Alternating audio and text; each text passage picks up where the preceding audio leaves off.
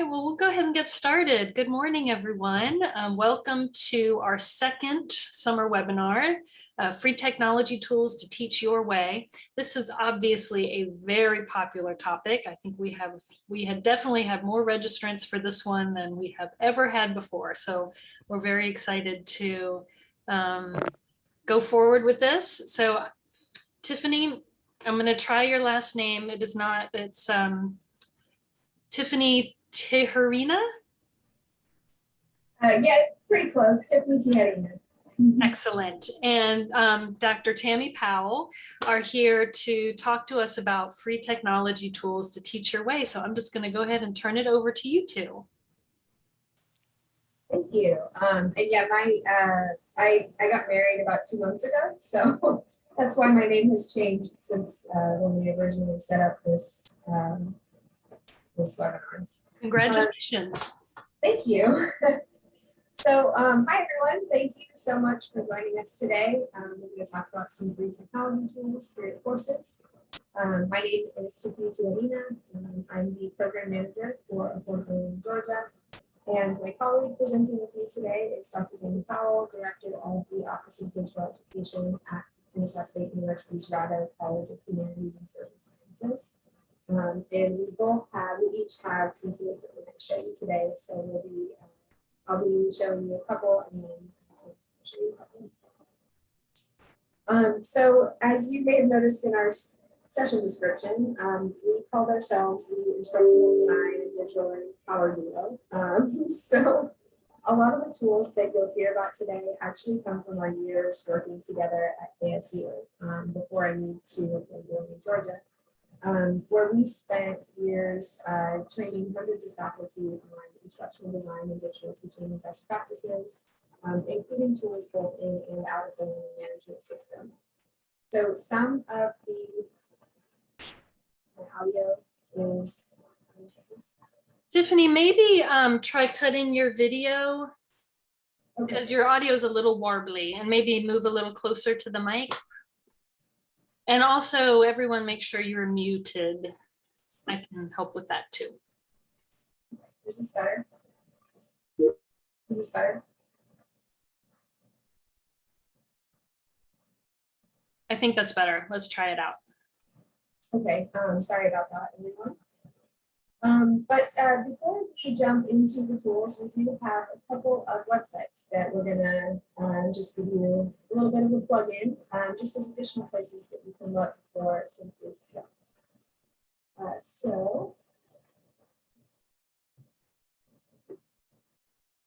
OpenALG is Affordable Learning Georgia's new repository for open educational resources.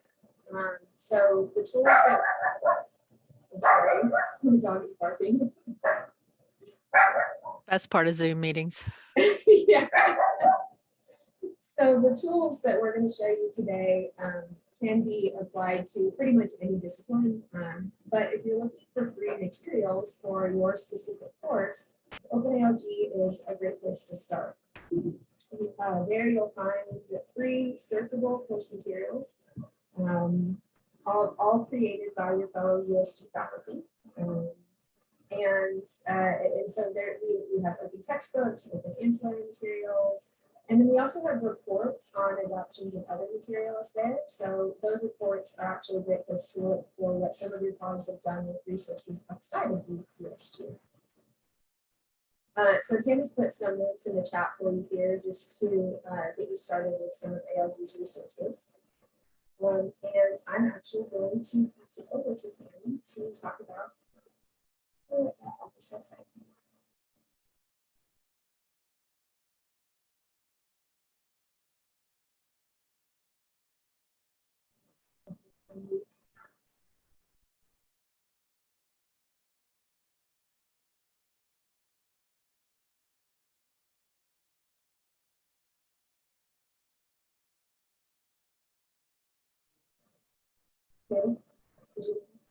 I think you were muted there for a minute, Tiffani, but maybe also there have been some suggestions if you have a headset maybe, or I'm not sure, or maybe move a little closer to the mic or something.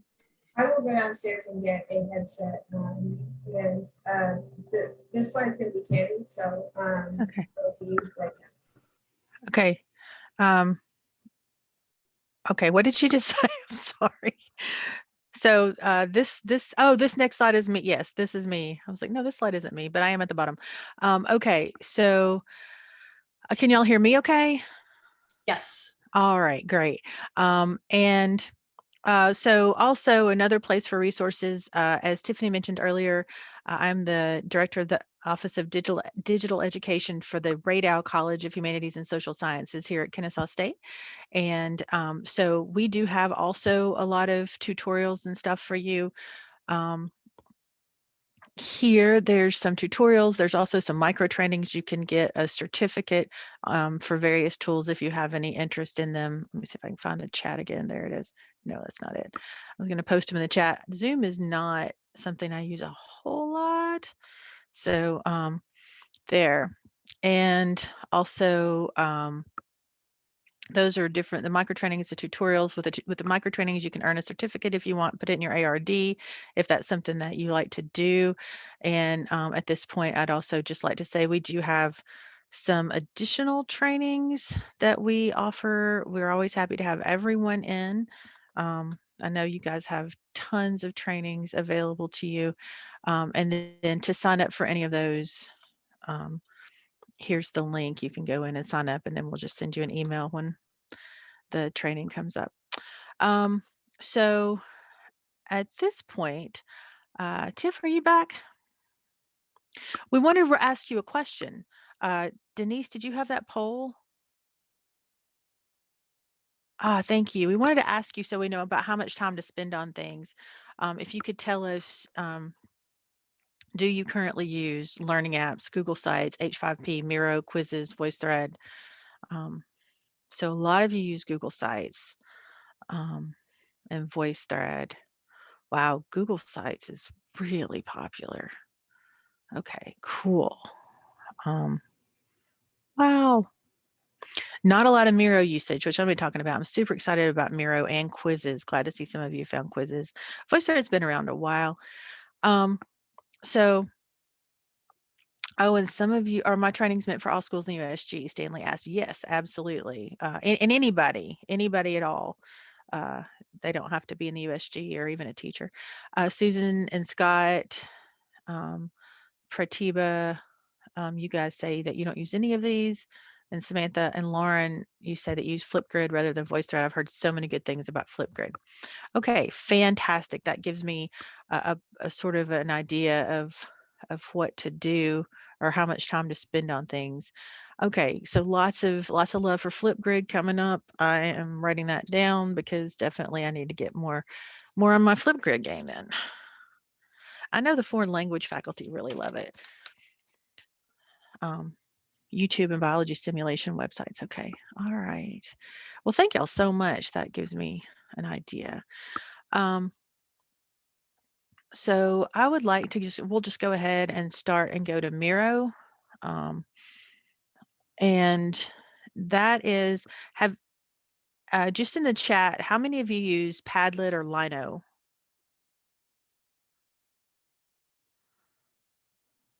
Padlet, no, Padlet, neither Padlet. Okay, so Padlet used to be one of my go-to tools, and it's like a digital corkboard. But recently they've changed it now where you only have 3 free. So I was wondering what to do with that, and got a suggestion to use Miro. We do, if you're an educator, you get a free Miro account, which has full functionality. So that was awesome. Like there's no, oh dear, there's no limit to how many you can create. I'm going to go ahead and put my Miro board link here in case you want to go in and play on it while I talk just briefly about what it does. Miro, so you can go in and poke around if you want.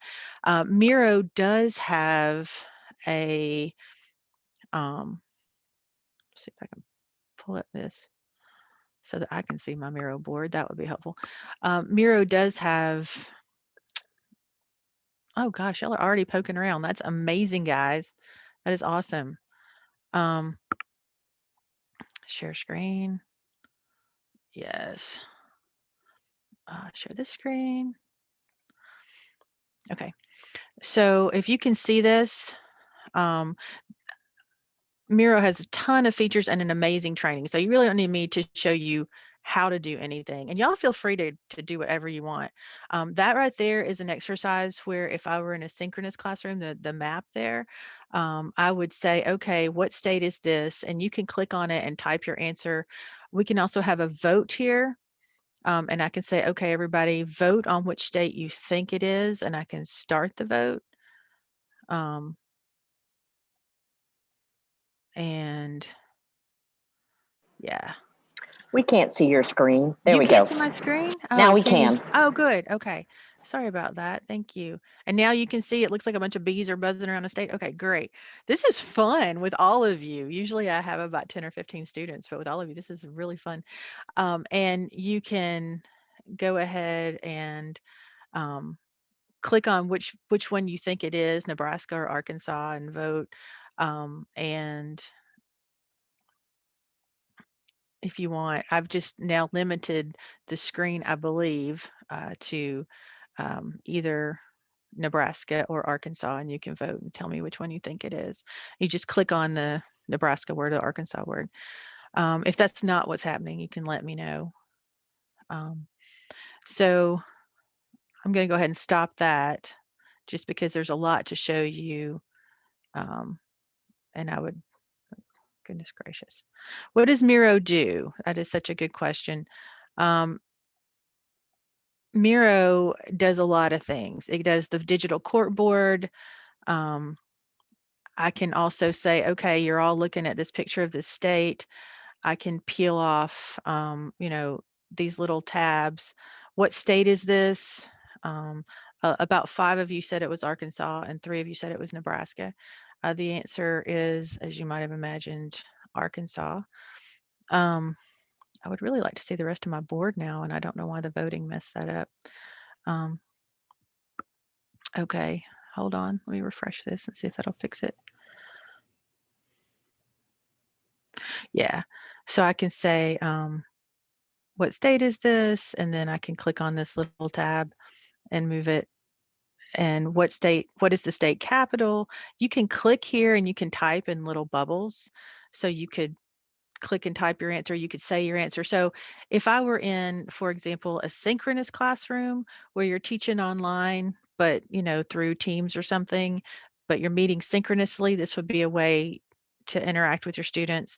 And then also you can do this, like if you were face to face, you can see how it would be great. Or if you were teaching like we used to have to do, where you rotated, you had some people at a distance and some people face to face, you can collaborate that way, which is also really good for department meetings. We use that for this as well, for that as well. You could say, where's the state capital? And you can click on where you think the state capital is and write. You should be able to write on this and comment. And then where's Louisiana? You could point and say where you think Louisiana is. Some of you were pointing to Louisiana. That's awesome. And then Cleveland County. So you can just flip through these and ask the students different questions. If you come over here, I've moved to the right there to activity 2. This is a French activity. I am in the College of Humanities and Social Sciences, so you will see a preference for those kinds of activities. You can ask students to write, you can click here and write, what is this thing? What is, or you could say, où est de banane, and have students point to de banane. Moving fast because we don't have a lot of time. We have a lot of tools. This is more for a tech. If you move to the right again, you'll see directions on how to make a peanut butter and jelly sandwich. This is something students could do asynchronously. They could work in a group to say what ingredients they need, then what are the steps, and then they could do a usability test. If we've ever done that in class, it's a lot of fun. They end up smearing peanut butter all over themselves, and then you can come back and they can revise their directions. So just a writing process for a group, that could be something that could be done asynchronously. You can give each group of students their own Miro board and have them work and collaborate on something you've set up or something they set up, or a presentation. They can create a presentation on here and share it with the class. And if you move to the right again, you can do sort of, this would be an activity maybe in a hybrid class or in a face-to-face class even, because they could do it on their phones and they could move this to here, or however they want to organize it, and then say how the paragraph is organized. Yeah. Cool. I was hoping y'all be able to do that. I have given you just the link, which is not as good as adding you to the team. So there's actually an additional level you can give your students to have more access, but somebody is going crazy. That is awesome. That was fun. So that's Miro. Yeah, Samantha says this would be great for ordering the steps of a process like the scientific method. Absolutely. So I think that's my 5 minutes on Miro, but they have fantastic training, like videos, 2-minute videos on every single thing you could possibly do. So you don't need me to show you how to use it. And there's a lot to do. You can vote, they have music, they have timers. You can import anything into this. Your students can import their presentations. You can turn off the other cursors if you click the blue arrow with the 2 lines of text next to it. Yeah. So fun tool, get the educator account. It gives you everything you could possibly need. All right, Tiffany, let's see how you're doing. Back to you. Okay, I'm so sorry about that. Are you guys able to hear me better now? Yes. So much better. Awesome. Okay, great. I stole my husband's microphone and headset. So okay, I'll let you continue through yours though, Tammy, and then we'll just switch to me. Yeah. Okay. All right. So hopefully that was fun watching y'all, by the way. Thank you for that. So the next thing that I wanted to talk to you about is Voicethread, which a lot of you use, you say. So that's easy enough. If you don't use Voicethread, if you don't know what it is, it's like a discussion tool that also allows you to use images. And so let's see, let me, this is, yeah. So let me put a link in there for you, and you can play with it actually while I show you what it does. If I can find the chat function again. Where did you go? Wow, I've lost chat. You should be able to find the chat if you go up to the top of your screen and hover on the Zoom controls.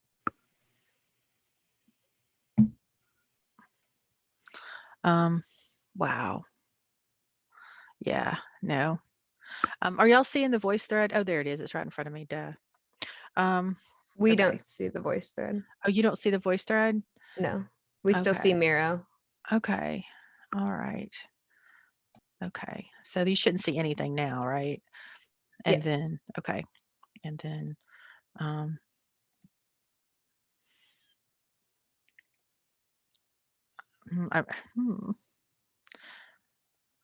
okay. I have no idea where anything went now. This is great. I think, Tiffany, I just see you. Do you hear me? I do, okay. yes. Okay. All right. Okay. Here we go. Share screen. All right. Share the screen. Okay. All right.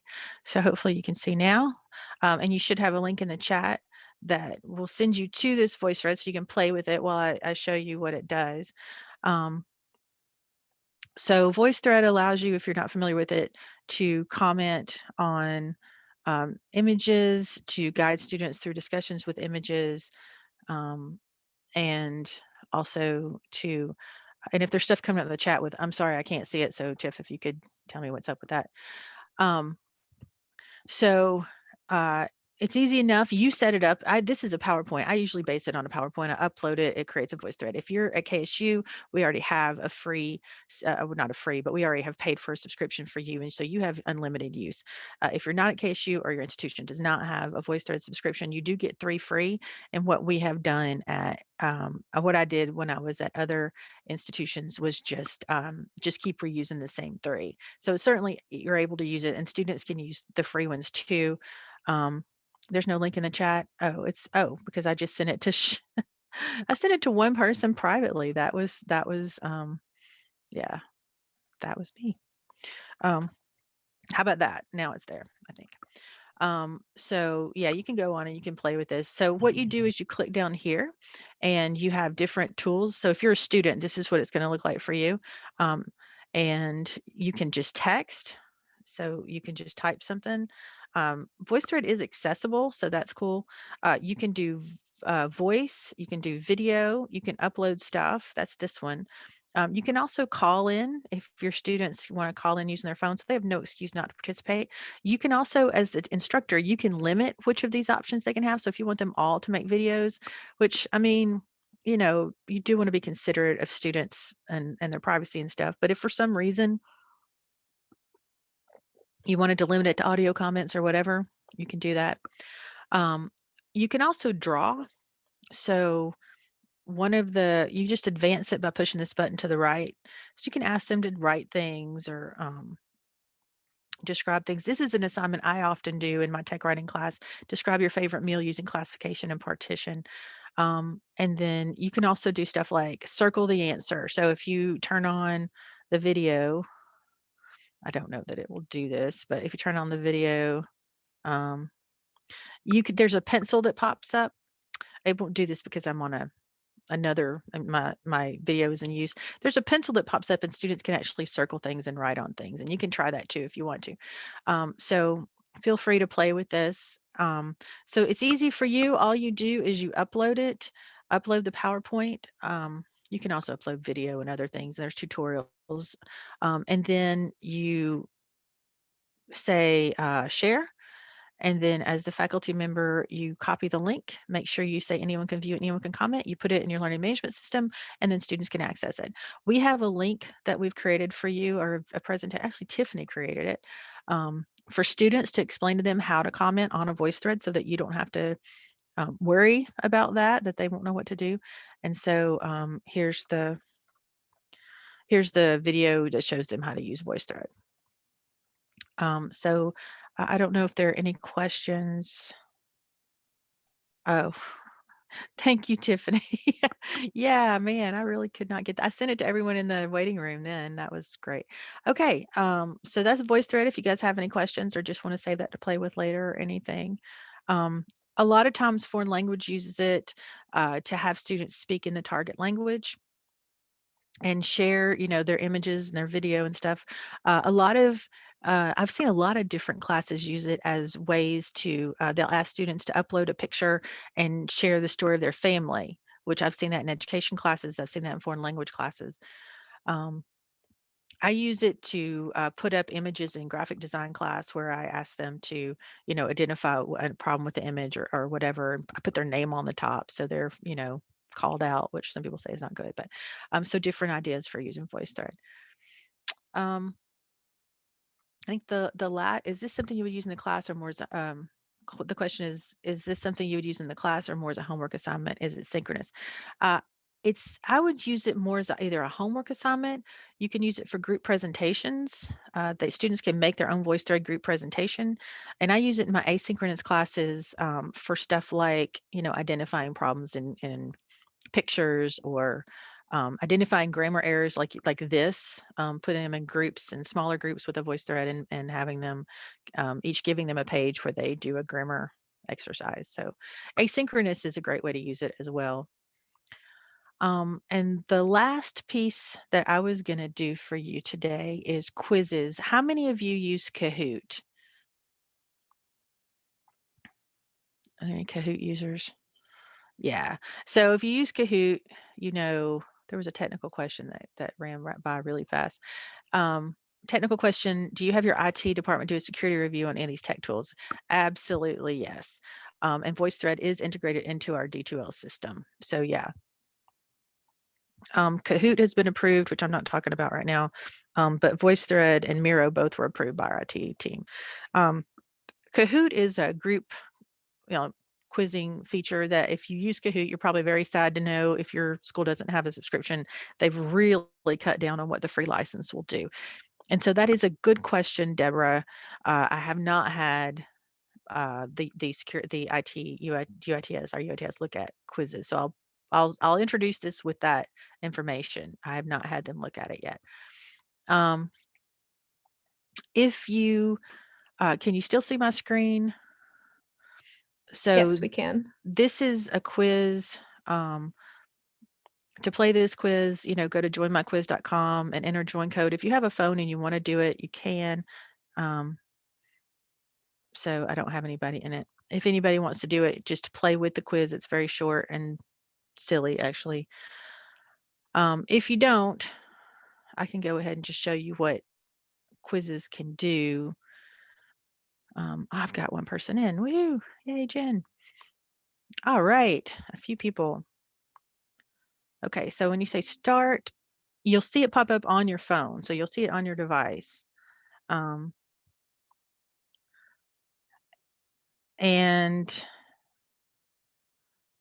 there's the leaderboard. Okay, so this is, yeah, it's a self-paced one.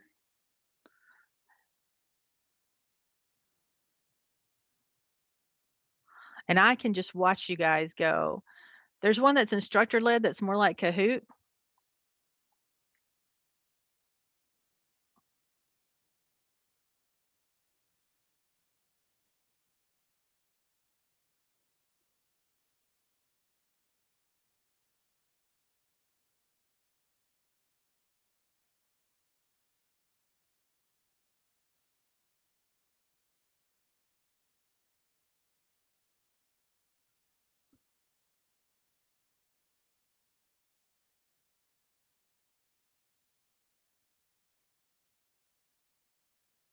Yeah, so you can see that people are playing and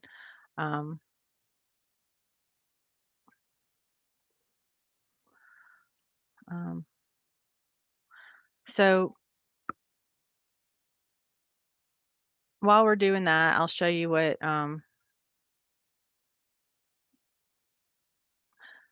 you can create a free account. You get pretty much all the features. Where did y'all go? There you went. And you can create the quiz that they're doing now. That's just asking them questions. They're answering them as they do. And then you get to see, you get a report at the end. So there's the questions they're answering.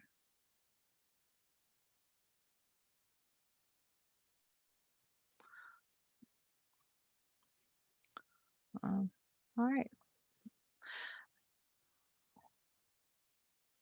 Are y'all done? Can't tell. All right. Yeah, I think most people are done. All right, so we'll end that.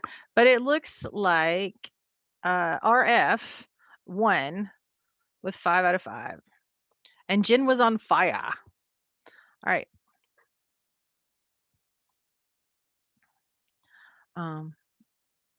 And then it gives you a leaderboard. So they play at their own pace, but you can also do it instructor led like Kahoot does. Yeah.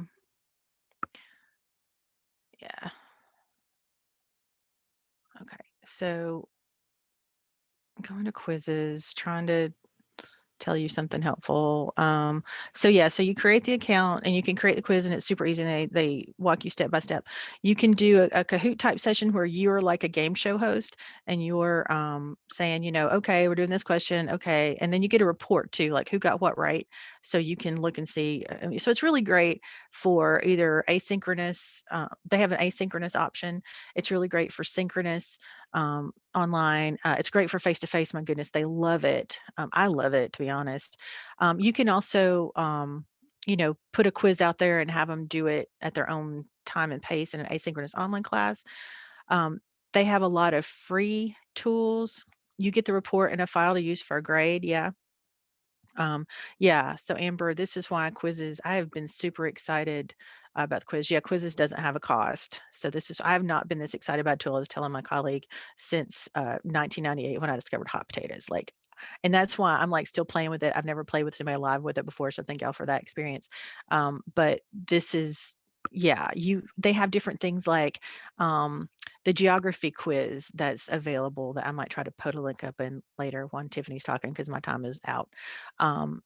Has different things like you can earn power ups where you get to eliminate half of the answers, and it's fun and there's memes. And these guys, this is 2 guys in India who were trying to help some students in a remedial math class created this.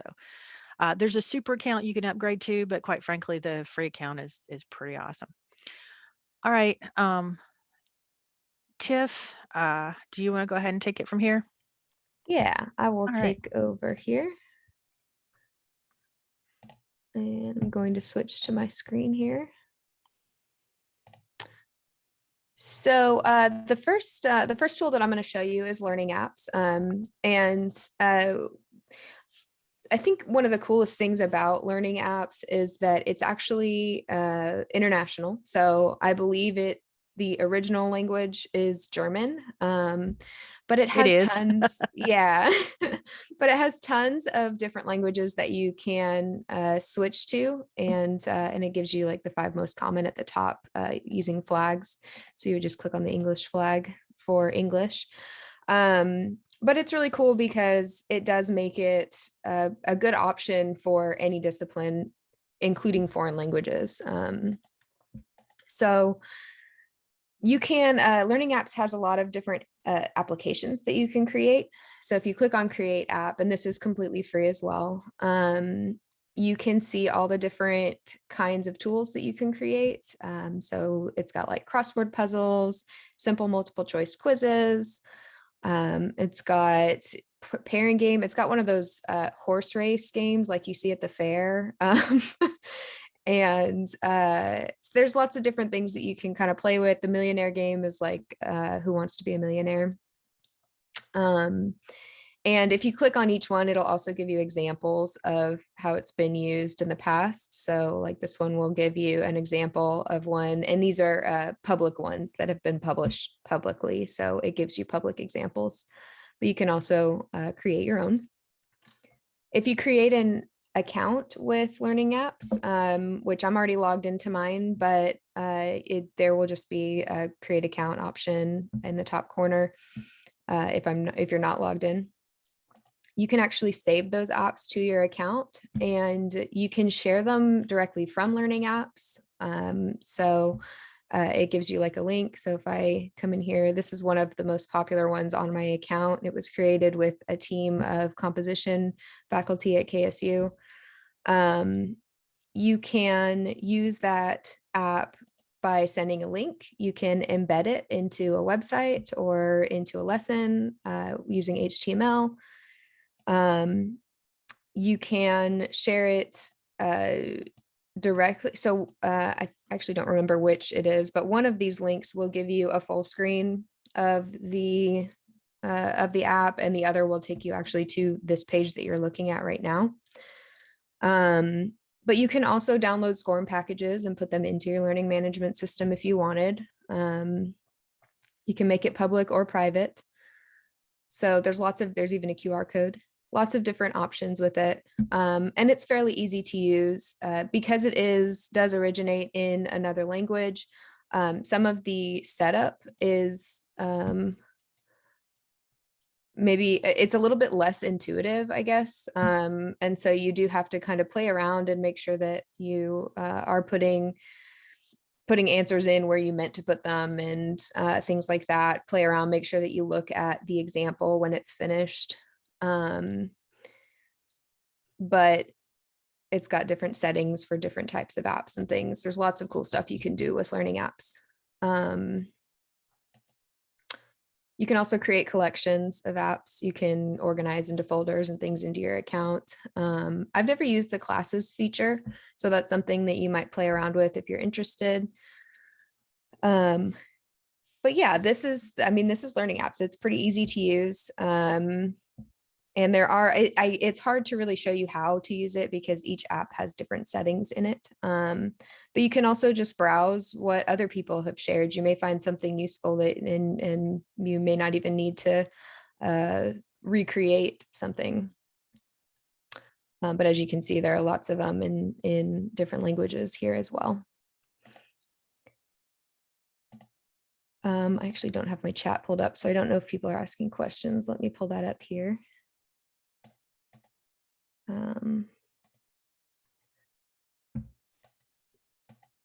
So you can put Learning Apps into the learning management system. So you can use a link to put it in there. You can embed it into an HTML page. in the learning management system. You can do that usually in both, I believe both D2L, Blackboard, Canvas, they all have options to embed HTML into pages. And then there's also the SCORM option if you wanted to like download the SCORM package and actually put it into the course that way. And here, let's see, go back to that same one. And this is where you would find that, that little SCORM package down here and all of your sharing options. So you can put all of that stuff into. I personally have not used the SCORM package option, and I don't use it for graded activities, just because for at least speaking from personal experience, using outside technologies for like the graded stuff can sometimes create technical problems, but just for ease. But yeah, these apps are really great for practice activities, for practice quizzes, just to help them apply what they learned before moving into any graded assignments. So that's learning apps. And it sounded like a lot based on our poll, it looked like a lot of you have used Google Sites for teaching already in the past. So I'll just do a really quick run through of that as well. I myself have used it for training, so I haven't actually used it in a class, but it would work in the same kind of way. That's actually not the one I meant to click on. This one. So at Affordable Learning Georgia, we use Google Sites for our trainings, our asynchronous trainings that we create. And so it's all drag and drop and super easy to pull things over, to add things in. It's integrated with all the Google apps. So like if you needed to put in a quiz or an activity, you can pull in a Google form. You can also embed something external, which is what this is. This is a Padlet embedded into this site. You can do lots of different layouts. I'm sorry, I'm losing my train of thought here. So you can do different kinds of layouts. So like these, this is a different layout from the traditional up and down. There's different drop-down options.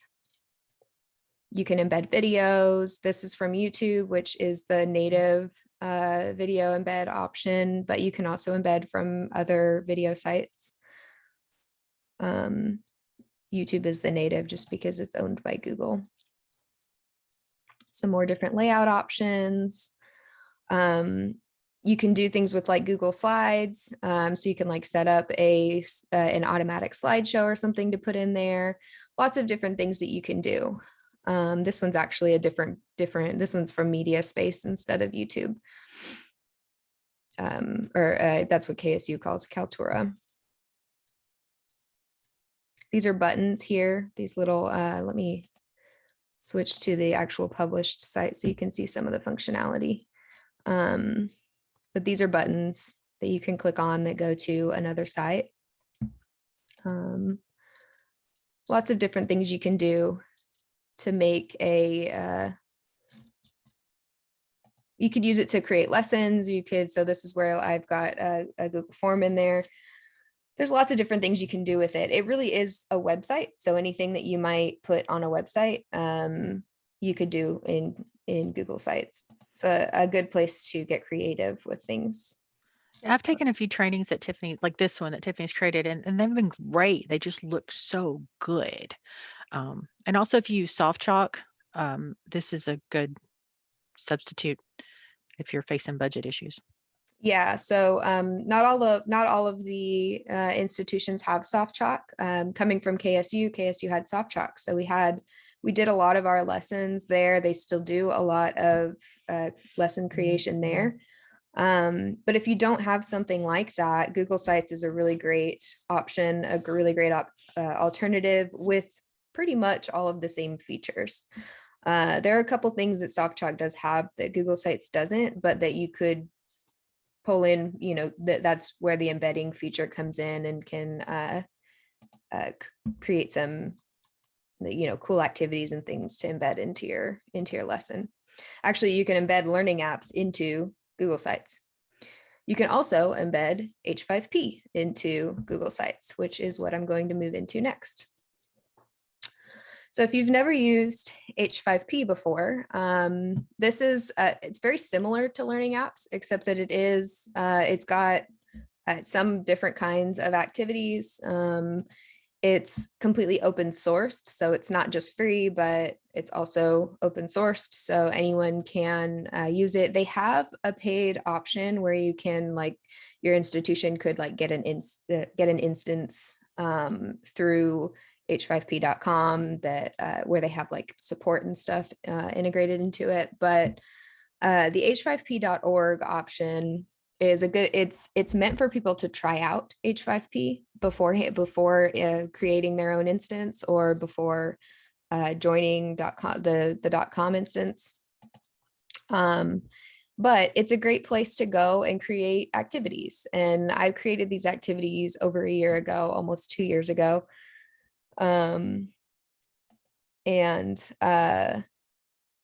They're still here, so they haven't gone anywhere.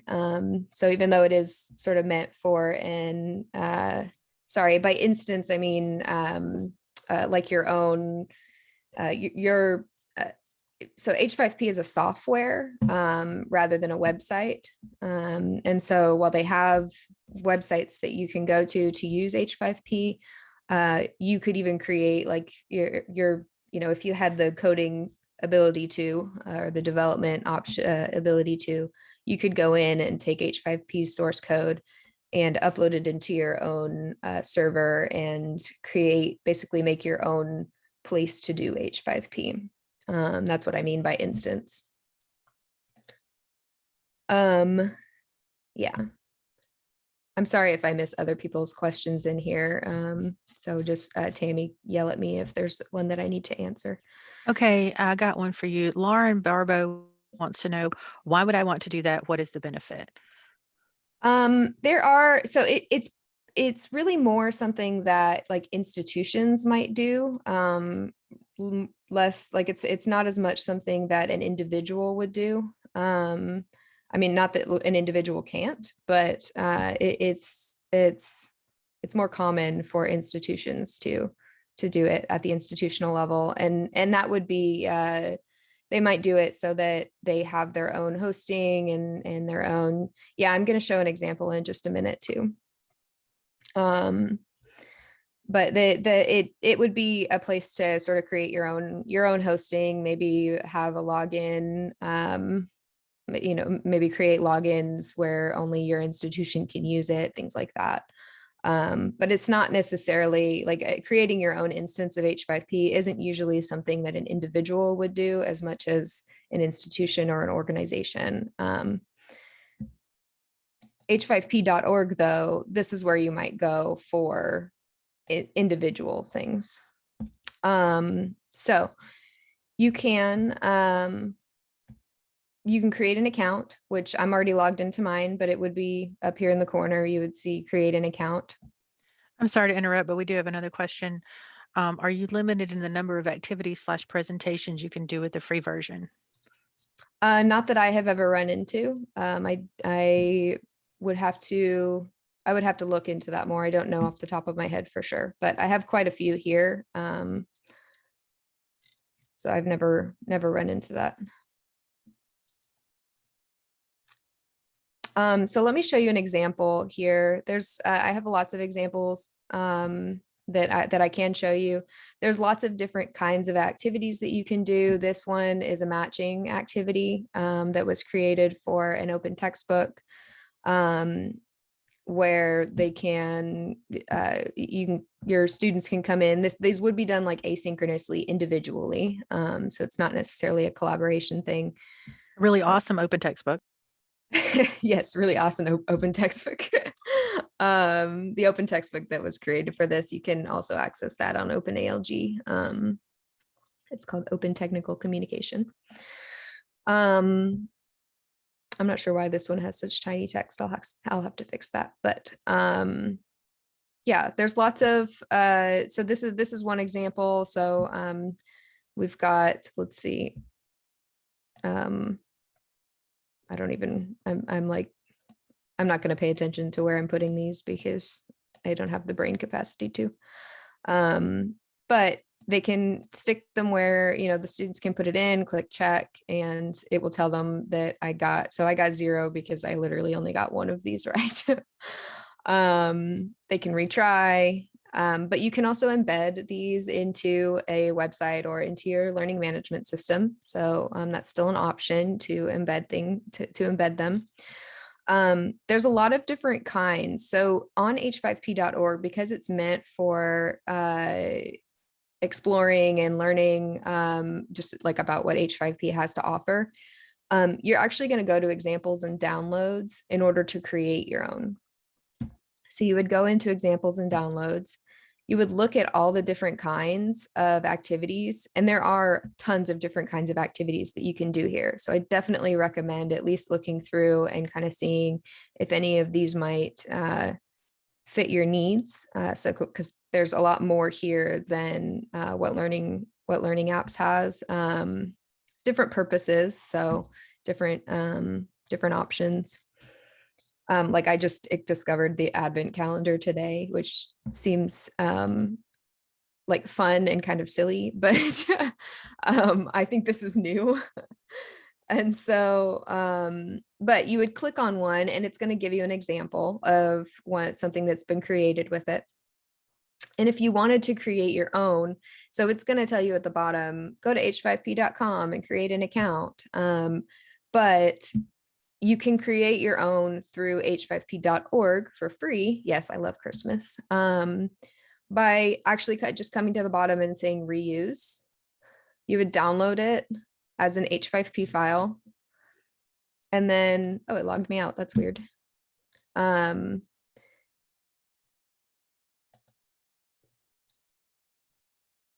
Oh, I'm sorry. I'm wrong. They changed it. Okay, I'm wrong. So I was telling you to go to examples and downloads. That's where you can explore and see what there is. But you can actually from your account go over to try out H5P. I should have looked at this earlier. And it's going to give you all those different options that you can do.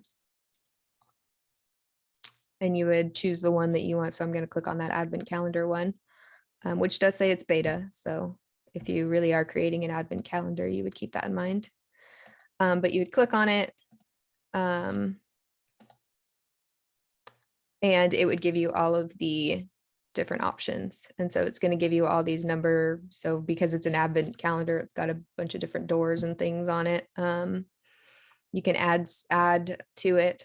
So I could put in, this opened up into a, I don't know if you can see this window that popped up, but it's we can, yeah. You can. Okay. So it's just files. These are images from our OpenALG. So I'll just pick one and stick it in there. But you can upload your images. You can add copyright information if needed. You can put in a background image. You can say what kind of content it was. So it doesn't have to be an image that you upload there. It could be a link or so. When they click on that image, they could come in here and say, like if you want it to open up and say, congratulations. I don't know. You win a piece of chocolate. I don't know. That's what you get from advent calendars, right? Chocolate. That's what you want to get, right? We do have a question from Stanley. He says, how does the grading work?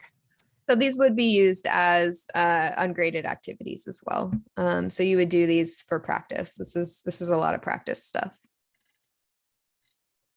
Yeah, and I mean, just to chime in, I would say that I use a lot of these to have students interact with the material, you know, outside of lecture or outside of me reading notes to them or giving them PowerPoints or whatever. I mean, instead of going through vocabulary, I'll use learning apps to give them, you know, a crossword puzzle or something on the vocabulary.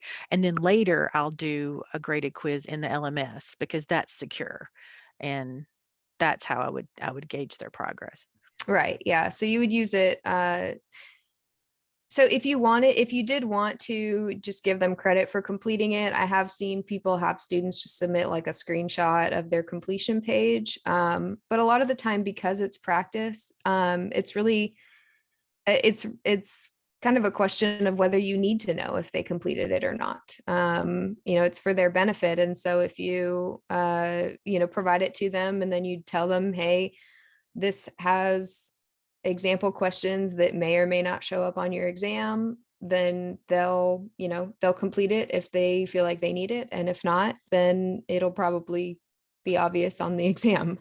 And that's when you can kind of tell them, hey, you know, when the students come back to you and say, I'm not sure why I'm not doing as well as I hoped, you could come in and say, hey, are you doing those practice activities? Because that's a great way to prepare for exams.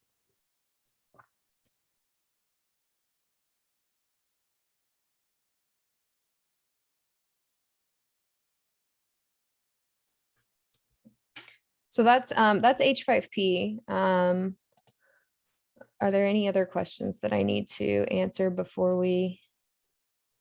Well, I guess we're going to switch to questions anyway. So let me actually switch us back over to our slideshow. Sandra has a question. She says, overall, oh, well, I lost it, but she had a question. Can you see it? Yes, I see it. Okay.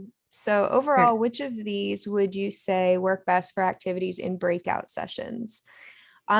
I think the collaborative stuff would work best for breakout session activities. So like Miro would be great for that. And Voicethread could be great for that as well, depending on how you use it. Actually, quizzes could be too, also depending on how you use it. So the tools that Tammy showed you earlier, those ones would be great for breakout sessions. The ones that I've showed you are the learning apps in H5P would be a lot more for sort of asynchronous practice, individual practice. And then Google Sites would be that would be more for like presenting content to students. Yeah, Miro, I think for sure, but I like to send people off and to do learning apps and then come back and tell me what concepts they had trouble with. So I use that in breakouts as well. Okay. Terry wants to know what Flipgrid is. Do you want to talk? Have you used Flipgrid? I don't really know how to explain that. Okay. Maybe somebody else does. Like everybody said they used it. So this might be a time for audience participation. So Flipgrid, I mean, yeah, if anyone else would like to chime in and talk about Flipgrid, please feel free. I personally have not used it in my own courses. It's very common in foreign languages, very, very common in foreign languages to use Flipgrid. It's like video discussion. It's like a video discussion board. So we've got a couple of comments in here about Flipgrid. Students record videos and post them to an online video discussion board. It's great for video introductions and online courses for extra credit, definitely. I would say Flipgrid is more like a, I'm sorry to interrupt you, but. No, please feel free. Please feel free. Flipgrid is more like someone saying it was like you can record videos.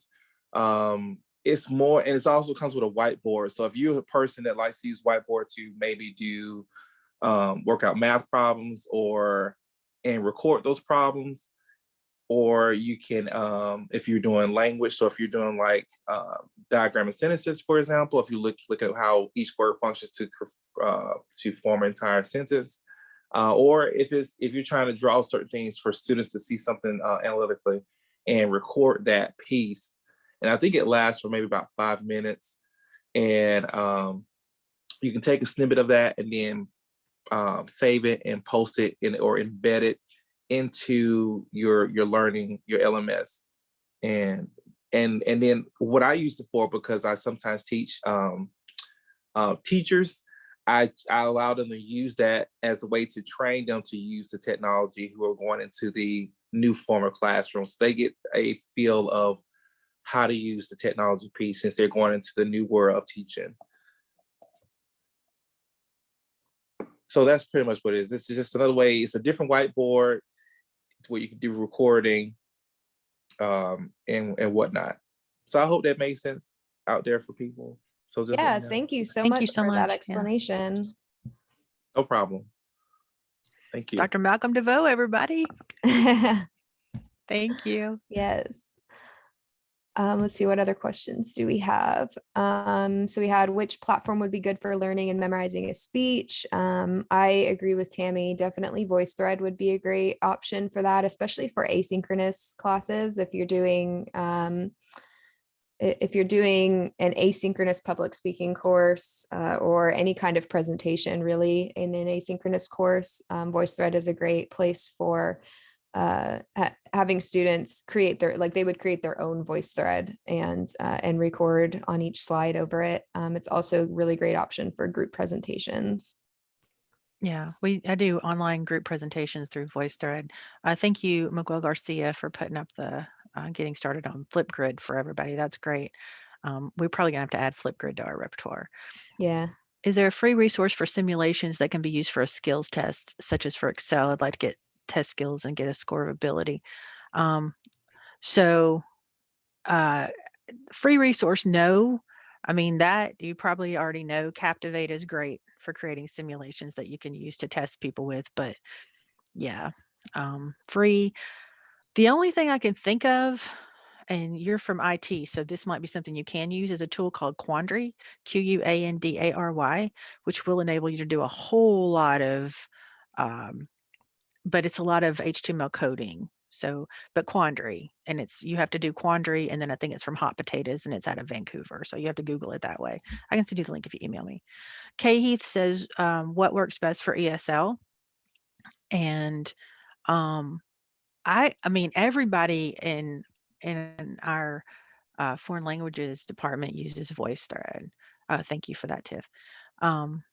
They use a lot of Voicethread because it's a lot of speaking. And what was the other thing that they use? Oh, they use the Miro. I mean, you saw some of the activities you can do, like with French.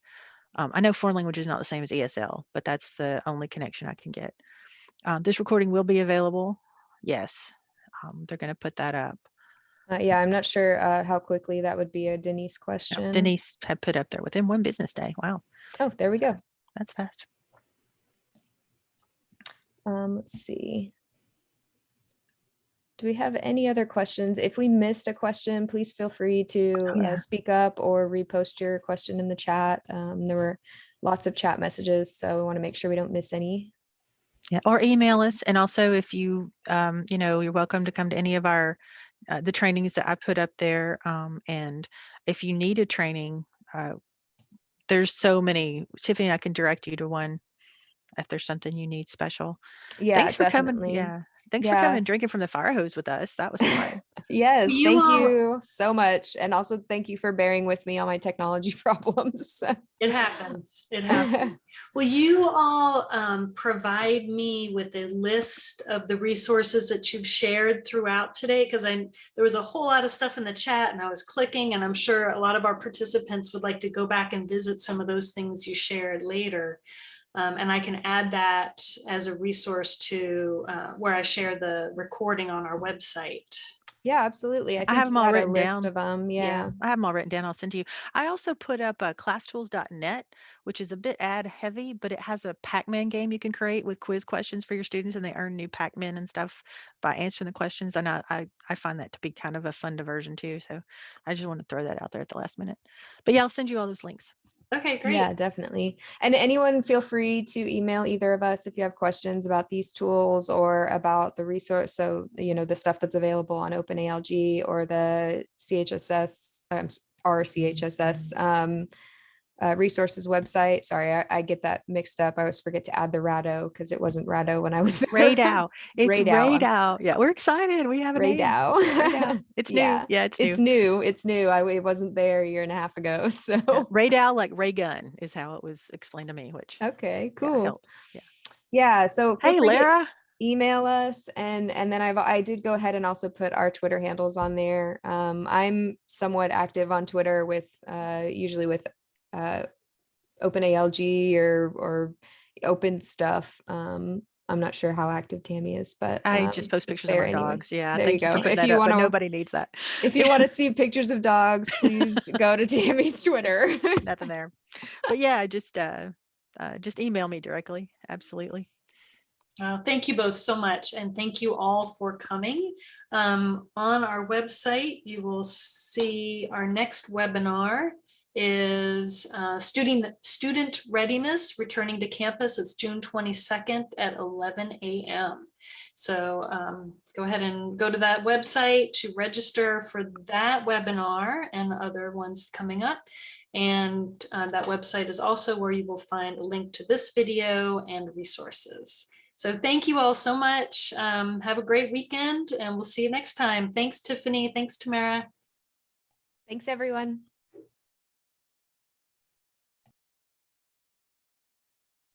Thank you guys. Have a great one. Thanks. Thank you.